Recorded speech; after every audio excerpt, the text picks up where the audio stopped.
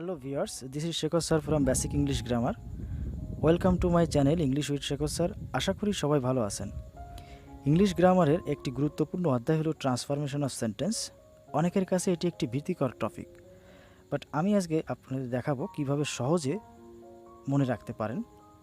এই টপিকটি যে কোনো পরীক্ষার জন্য খুবই গুরুত্বপূর্ণ, বিশেষ করে জেএসসি, এসএসসি, এইচএসসি, অ্যাডমিশন এবং জব এক্সামের জন্য।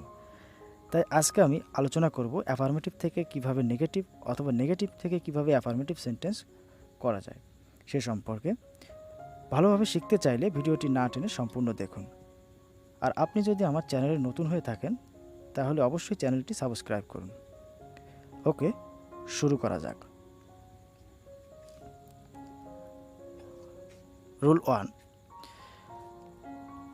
অনলি প্লাস পার্সন থাকলে নান বাট প্লাস পার্সন, অর্থাৎ অনলির সাথে যদি ব্যক্তি থাকে তাহলে শুধুমাত্র নান বাট প্লাস সেই ব্যক্তি আর বাকি অংশ লিখতে হবে। যেমন only he can do the work, এই সেন্টেন্সে অনলি এর জায়গায় শুধুমাত্র নান বাট লিখলেই নেগেটিভ করা হয়ে যাবে। যেমন none but he can do the work, শুধুমাত্র সে কাজটা করতে পারে, সে ছাড়া কেউ কাজটা করতে পারে না। অনলি প্লাস থিং থাকলে নাথিং বাট প্লাস থিং, অর্থাৎ অনলির সাথে যদি কখনো বস্তু থাকে তাহলে আপনি অনলির জায়গায় শুধুমাত্র নাথিং বাট ব্যবহার করলেই ট্রান্সফরমেশনটা সম্পূর্ণ করতে পারবেন। যেমন he likes only pen, only এর এইখানে যদি আপনি নাথিং বাট ইউজ করেন তাহলে ট্রান্সফরমেশনটা সম্পূর্ণ হবে। যেমন he likes nothing but pen. Only plus number যদি থাকে অর্থাৎ সংখ্যা, তখন নট মোর দ্যান অথবা নট লেস দ্যান প্লাস সেই সংখ্যা ব্যবহার করতে হবে। শুধুমাত্র অনলির জায়গায় নট মোর দ্যান অথবা নট লেস দ্যান লিখলেই হবে এবং বাকি অংশ অপরিবর্তিত থাকবে। যেমন হি ইজ অনলি 10, এই সেন্টেন্সে অনলি প্লাস সংখ্যা লেখা আছে, সে অনলির জায়গায় নট মোর দ্যান অথবা নট লেস দ্যান লিখতে হবে। যেমন he is not more than 10, আপনি এটাও লিখতে পারেন he is not less than 10।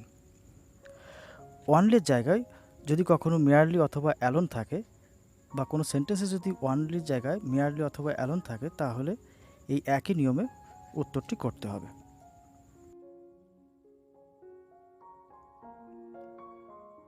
Rule number 2, must plus V one থাকলে নেগেটিভ করার সময় can not but plus V one অথবা can not help plus V one plus ING.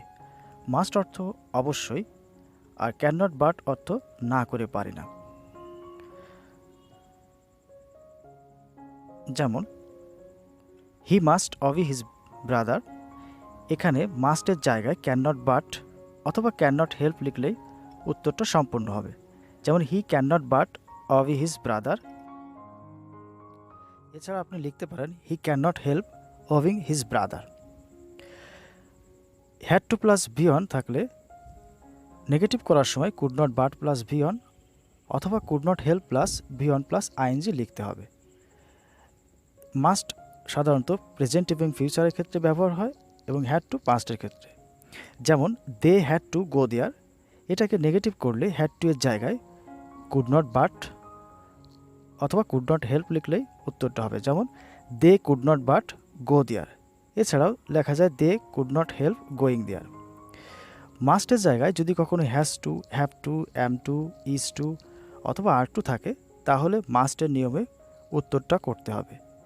এছাড়া had to এর জায়গায় যদি কখনো ওয়াজ টু অথবা ওয়্যার টু থাকে তাহলে হ্যাড টুর নিয়মে উত্তরটা করতে হবে।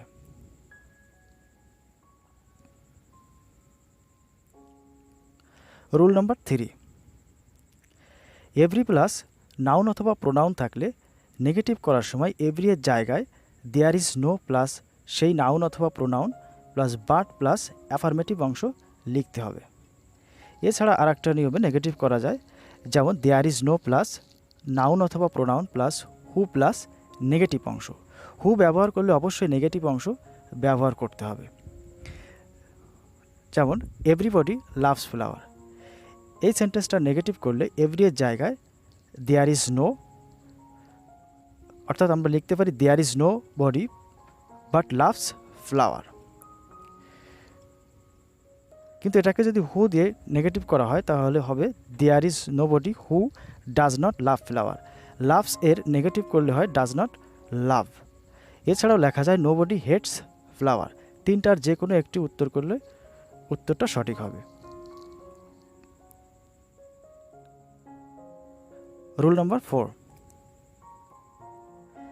অ্যাজ সুন অ্যাজ অ্যাফার্মেটিভে থাকলে নেগেটিভ করার সময় নো সুনার হ্যাড দ্যান অথবা হার্ডলি হ্যাড, হোয়েন, এছাড়া স্কার্সলি হ্যাড, হোয়েন এর তিনটার যে কোনো একটি দিয়ে উত্তরটা সম্পূর্ণ করা যাবে। আপনাকে তিনোটাই খেয়াল রাখতে হবে, কারণ নেগেটিভে এই তিনটার যে কোনো একটি থাকলে অ্যাজ সুন অ্যাজ দিয়ে আপনাকে অ্যাফার্মেটিভ সম্পন্ন করতে হবে। যেমন as soon as he saw me he ran away. এই সেন্টেন্সটি নেগেটিভ করলে অ্যাজ সুন অ্যাজ এর জায়গায় নো সুনার হ্যাড, অর্থাৎ আমরা লিখতে পারি no sooner had he seen me than he ran away. আপনি অবশ্যই খেয়াল রাখবেন স এর V3 অবশ্যই সিন, এটা খেয়াল রাখতে হবে যে আমাদের V3তে লেখা হয়েছে কিনা। Rule number 5, too dot dot to অ্যাফার্মেটিভে থাকলে নেগেটিভ করার সময় সো ডট ডট দ্যাট লিখতে হবে। এখানে সো ডট ডট দ্যাটের রুলটাও একটা গুরুত্বপূর্ণ বিষয়। যেমন he is too weak to go there, এটা নেগেটিভ করলে he is so weak that he can not go there. So dot dot দ্যাটের আগে প্রেজেন্ট টেন্স থাকলে পরেরটা ক্যান নট, এবং এর আগে যদি পাস্ট টেন্স থাকে তাহলে পরে কুড নট লিখতে হবে। যেমন he was too busy to do the work, এখানে টু এর জায়গায় সো এবং টু এর জায়গায় দ্যাট লিখলে নেগেটিভ সম্পন্ন হবে। যেমন he was so busy that he could not do the work. অবশ্যই এখানে এই রুলটা খেয়াল রাখবেন যে সো ডট ডট দ্যাটের আগে পাস্ট টেন্স থাকার কারণে কুড নট ব্যবহার করা হয়েছে।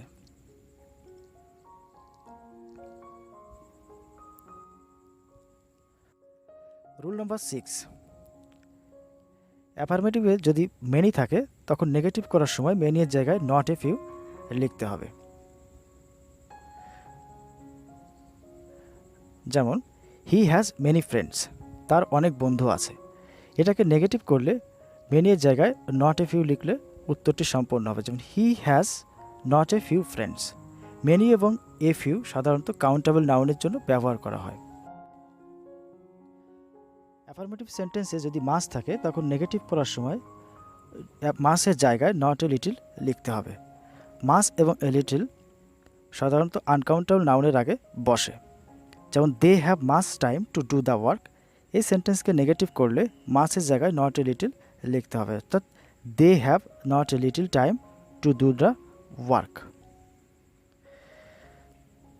অ্যাফার্মেটিভ সেন্টেন্সে যদি এ ফিউ থাকে তখন নেগেটিভ করার সময় এ ফিউ এর জায়গায় নট মেনি লিখতে হবে। যেমন he has a few books, এই সেন্টেন্সকে নেগেটিভ করলে এ ফিউ এর জায়গায় নট মেনি লিখলে উত্তরটা সম্পন্ন হবে।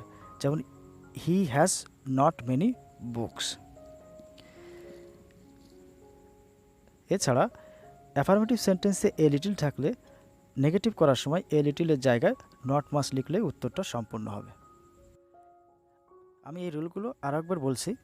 অ্যাফার্মেটিভে মেনি থাকলে নেগেটিভে নট এ ফিউ, মাস থাকলে not a little, a few থাকলে নট মেনি, এ লিটিল থাকলে নট মাস লিখতে হবে। রুল নাম্বার 7, অ্যাফার্মেটিভে বোথ ডট ডট অ্যান্ড থাকলে নেগেটিভ করার সময় not only dot dot but also লিখতে হবে। বোথ অ্যান্ড অর্থ উভয় এবং নট অনলি বাট অলসো অর্থ শুধুমাত্র এটা না, ওটাও। যেমন both he and I went there, সে এবং আমি উভয় সেখানে গিয়েছিলাম। এটা নেগেটিভ করলে বোথ এর জায়গায় নট অনলি এবং অ্যান্ড এর জায়গায় বাট অলসো লিখতে হবে। যেমন not only he but also I went there, শুধুমাত্র সে না, আমিও সেখানে গিয়েছিলাম। রুল নম্বর 8, অ্যাফার্মেটিভে যদি কখনো অলওয়েজ থাকে তাহলে নেগেটিভে নেভার ইউজ করতে হবে। যেমন he always agreed with me, এটাকে নেগেটিভ করলে he never disregard with me এটা লিখতে হবে। অ্যাফার্মেটিভে সামটাইমস থাকলে নেগেটিভ করার সময় নট অলওয়েজ ব্যবহার করতে হবে। যেমন হি সামটাইমস গোজ দেয়ার, এটাকে নেগেটিভ করলে লেখা যায় he does not always go there. সামটাইমসের অপোজিট ওয়ার্ড হিসেবে অলওয়েজ লিখতে হবে। এছাড়া অ্যাফার্মেটিভে যদি রিমেম্বার থাকে তাহলে নেগেটিভ করার সময় নট এবং অপোজিট ওয়ার্ড হিসেবে ফরগেট লিখতে হবে। যেমন হি রিমেম্বার্স মি, এটা নেগেটিভ করলে হি ডাজ নট ফরগেট মি লিখতে হবে।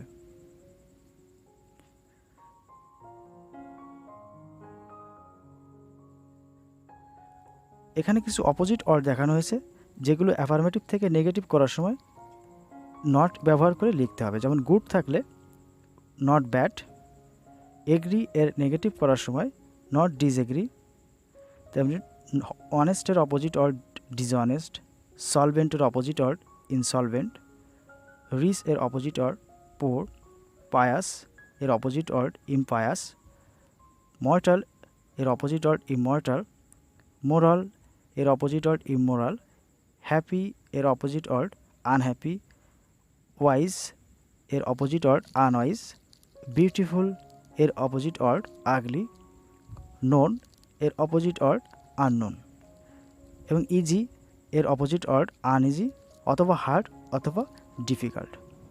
ভিডিওটি ভালো লাগলে লাইক ও শেয়ার করুন এবং নতুন নতুন ভিডিও পেতে চ্যানেলটি সাবস্ক্রাইব করুন।